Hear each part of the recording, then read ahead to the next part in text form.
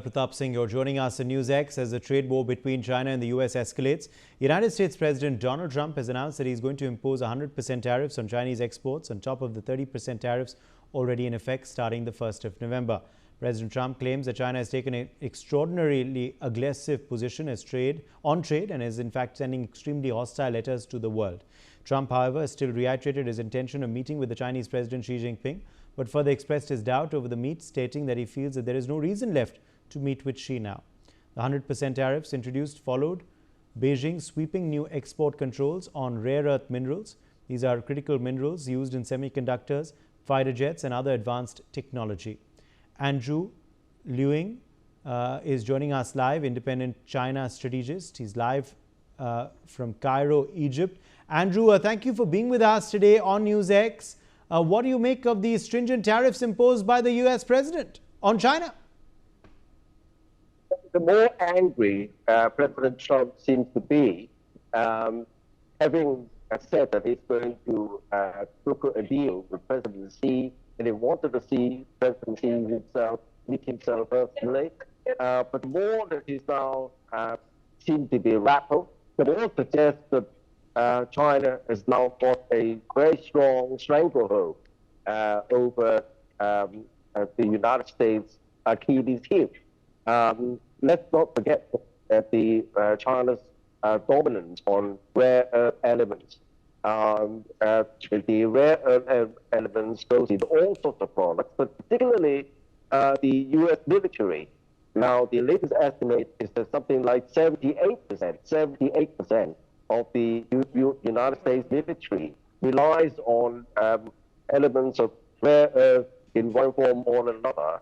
And China is the only country that can produce all these critical rare earth elements. Not the supply, because you can find rare earth in other countries, but the processes are very, very complicated, highly integrated, and very specific, depending on which individual product. And China has been perfecting the processes over decades because they've been so polluting that in the first place, many years ago, no country wants them. But now China has found this stranglehold. And recently, China has imposed further restrictions, not only on the specific rare earths themselves, but also on export of intellectual property technology and even equipment producing these rare earths. So China is very, very strong position. And in fact, some Western narrative that China is now asking for calm is totally missing the picture.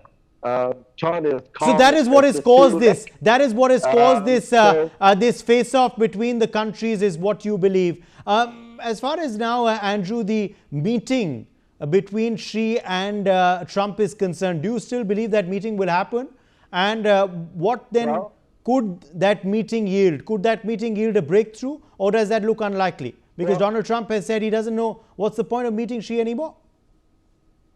Well, in fact, President Trump himself wanted this meeting badly, and in fact, having found this stranglehold over Americans' Achilles heel, I think that the Chinese leadership is very, very confident. It's in fact all other countries in a similar position. It's a similar stranglehold countering President Trump's unilateralism. So I don't think that the Chinese leadership is too pissed off by not having this meeting at all. I think that President Trump remains highly eager and extremely anxious, and that's why he seems to be so angry and posting on Truth Social all of a sudden. Andrew Liuing, appreciate you joining us with your perspective on this big story. Let me also join Andrew Latham now, Professor of International Relations, live from Minneapolis, United States of America, with us. Andrew, what do you make of this face-off between the US and China, and this move that Donald Trump has taken?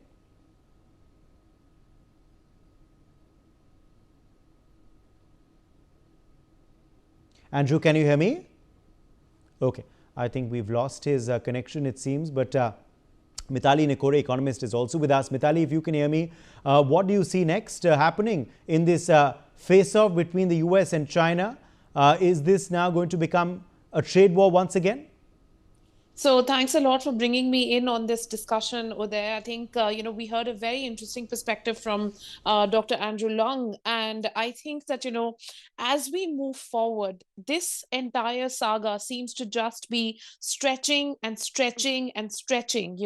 For many months, we've thought that there has been a thaw between the US and China because the US has been so dependent on Chinese imports. The US has not been able to diversify its supply chains despite it being almost 6 months since the first set of tariffs was introduced. There have been almost no new proposals to move manufacturing into the United States. A lot of companies have simply said, look, we don't think it's viable despite the tariffs. We are just going to pay the tariffs and we're going to keep importing goods into the US. And a lot of impact is already being seen in the US domestic markets. As you remember, I was there in July studying the conditions on the ground, and inflation rates in the US just, constantly increasing. And today, the US jobs report has actually been delayed. The official report is delayed because of the fact that there's a government shutdown in the US. And in fact, LinkedIn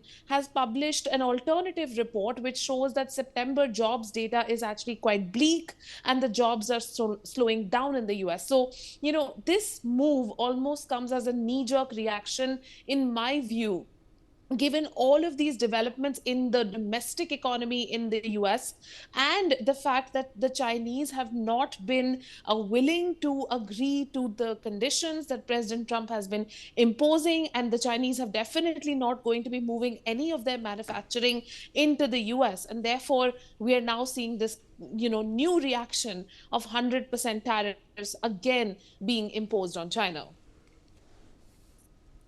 Absolutely. In fact, Arun Mampazi, semiconductor professional and author, also is with us on the broadcast. Do you believe these higher tariffs are a direct result of those restrictions on rare earth minerals? What was China attempting to do by imposing those restrictions? And where do you see then this face-off headed, Arun? Yeah, hi Uday. So I think, as you had rightly said in the beginning, much of it is to do with it has been going on for a few months now, back and forth. Right, the latest one because China imposed more export controls on the rare earth minerals, and then there seems to be a immediate reaction for that. However, it is also in the backdrop of the upcoming meeting that both the premiers are supposed to have in South Korea, and it could also be a negotiation point because the more restrictions you impose, and then when you meet, you try to negotiate, saying that okay, I can relax this a little bit, that a little bit, and so on and so forth. It doesn't look like these kind of things are going to settle anytime soon, especially with within Trump's presidency is still pending for quite a few years. What I would also like to bring up here is what is it that India can learn from all of this, and I would say three quick points. One, at the root of it all is a war for manufacturing, and so India cannot afford to sit back and say, "Oh, we will survive with service jobs." We have to double, triple our efforts towards manufacturing on Indian soil. Secondly, in the short term, in the next few years, India has to assume that the tariffs on India will also be there. It can go up, if not less, and do everything that's possible, find new markets, do more import substitution, etc. And if the tariffs are a little less for whatever reason, take it as a bonus. And third, and the final point is rare earths. It's not as though India doesn't have them. It's about processing it and getting it into a stage which is usable, not just for semiconductors, but it's much more used in EVs and magnets and so on and so forth. Semiconductors is limited use of rare earths. So that is something that India needs to look into, as to get into the business of making the rare earth because soon enough, as we increase our manufacturing, we will also start being dependent on China for this. Andrew Latham, I believe, is back with us now on the broadcast. If you can hear me this time, Andrew, I was trying to bring you in here earlier to ask you about what you make of this face-off and the situation now going ahead. Do you believe there could be some sort of truce brokered if the two meet, or does the meeting look far-fetched as of now? Well, if the two meet, then anything, I suppose, is possible. But the stakes here are very high. Beijing clearly has an ambition, an aspiration to dominate rare earth elements, critical minerals, if we want to characterize them, and has pursued a kind of grand strategic approach to that, whether it's in the Arctic or in Africa, or indeed in the United States, acquiring shares in firms that engage in that kind of extraction.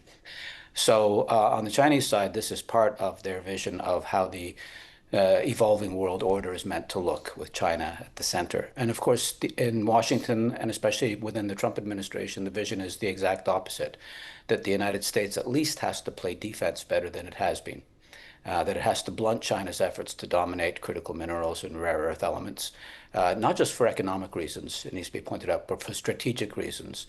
Latest generation American fighter aircraft are 35% or so sourced from Chinese sources of critical minerals and rare earth elements. You can imagine if a shooting war were ever to break out, that would put the United States at a huge strategic disadvantage. So not just economics, but strategy and military issues are at play here as well. And that means the stakes are very, very high. Not too high that there can't be a deal done, but I think the deal, well, I'm really curious to see what kind of a deal could be done around this issue. Do you believe China, as a result of these increased US tariffs, Mitali could slap further tariffs on the US as well? So Well, sorry. Thanks, Andrew.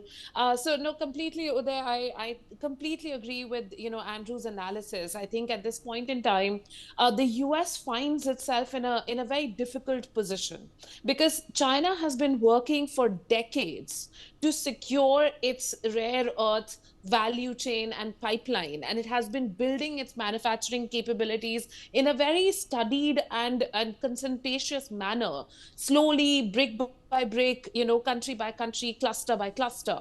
And today those value chains are quite resilient to the tariff regime that the US is trying to apply in order to break those value chains. So I do think that, the resilience of the Chinese value chains in the semiconductor space, in the electronic space, and the entire, sort of ironclad friendship that they profess to have with a number of countries, including countries like Pakistan, who are, of course, doing deals with the US as well, but also with China, puts them in a position where they can actually retaliate, to these US tariffs. They did that last time as well. We saw that, the tariffs by the Chinese actually exceeded the US tariffs. So in this situation also, it is a high likelihood that they will go ahead and they will say, if you're doing this and you're stepping away from the negotiating table, then maybe we should also go ahead and do this. But it does depend a little bit on the upcoming BRICS summit, as well as, the upcoming dates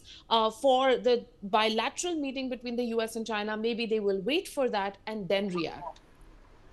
All right, let me in fact draw you back in here, Arun, on, at the end of the day, of course, what could possibly be, something that could be an icebreaker. Do you believe China could look at possibly lifting these restrictions in a possible future meet between Xi and Trump? What could be an icebreaker between the two at this time? Because the face-off and the kind of rhetoric coming in also seems pretty severe. Yeah, that's a tough guess, I would say. On the one hand, you have the Chinese premier, who is so far, or usually is very restricted in showing his thoughts, and on the other end you have Trump, who is, as our external affairs minister puts it, conducts foreign relationships in an open way. So it's very difficult to guess what is going to happen. But if I were to put my money on, I would say that if a meeting happens, if both of them do meet, then there will be some sort of icebreaker, as I said, some negotiations back and forth. And at the end of the day, I don't think each of them can do without the other.